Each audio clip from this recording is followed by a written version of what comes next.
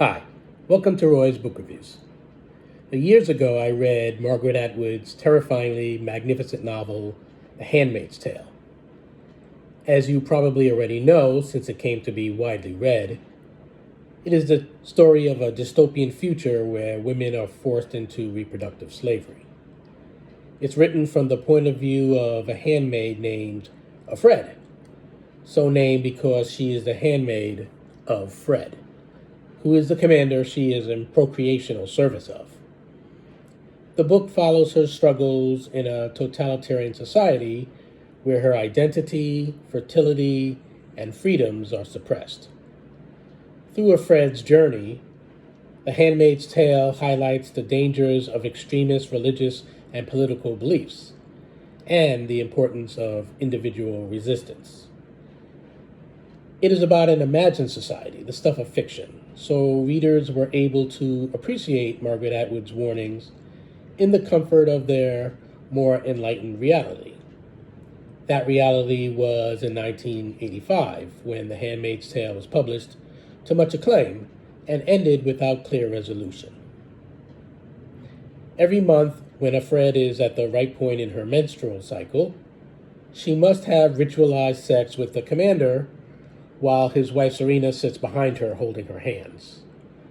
Fred's freedom, like the freedom of all women, is completely restricted. She can leave the house only on shopping trips. The door to her room cannot be completely shut. And the eyes, who are the secret police force of their nation that is named Gilead, live up to their name and watch her every public move. The architects of Gilead began their rise to power in an age of readily available pornography, prostitution, and violence against women, a time during which pollution and chemical spills led to declining fertility rates. Using the military, they assassinated the president and members of Congress and launched a coup, claiming that they were taking power temporarily to right perceived wrongs and societal failings. Their method of improvement was cracking down on women's rights, forbidding women to hold property or jobs. When it comes to acquiring power, though, temporarily typically becomes as long as it can be held on to. Due to the decline in fertility rates, handmaids serve the role in this new society that proper wives cannot. Margaret Atwood resumed her tale with a sequel entitled The Testaments that was published in 2019.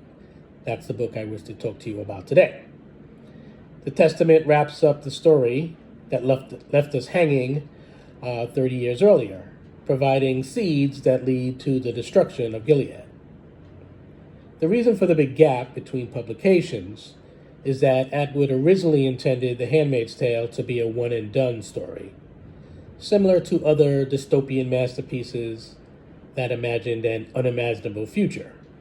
Books such as 1984, Fahrenheit 451, Brave New World, which is one of my all-time favorite books, Blindness, and Never Let Me Go, which is a book that I reviewed in an earlier video here, to name just a handful. Now, if George Orwell had lived long enough to make it to the era of the internet and smartphone devices and the post-9/11 Patriot Act, he may have written a sequel to 1984 in order to finish up his dealings with the ever-watchful Big Brother. In 1949, the idea of always being watched was quite unnerving. In 2024, we take being spied on for granted and hope that it is strictly for advertising purposes. If Ray Bradbury had lived long enough to watch ultra-conservative politicians throughout the United States banning any book that some random, maniacally concerned citizen declared to be excessively woke, he may have returned to the book-burning firemen that populate Fahrenheit 451. As for Margaret Atwood, she did live long enough to go from a United States of America where Roe versus Wade was the law of the land, to a time in which Republican presidents were able to install a sufficient number of Supreme Court justices to overturn 50 years of precedent. With reproductive rights and the lack thereof becoming front and center news, Margaret Atwood received the push she needed to return to the Handmaids of Gilead. When reality starts getting a little too close to the scary stuff of fiction, authors can revisit the worlds they created, perhaps to bring them crashing down, perhaps to show us that it is possible to do so.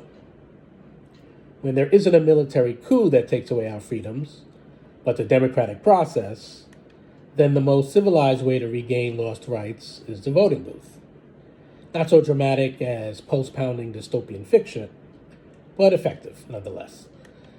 In the Testaments, Margaret Atwood provides 3 protagonists to follow in alternating points of view rather than the single POV featured in The Handmaid's Tale.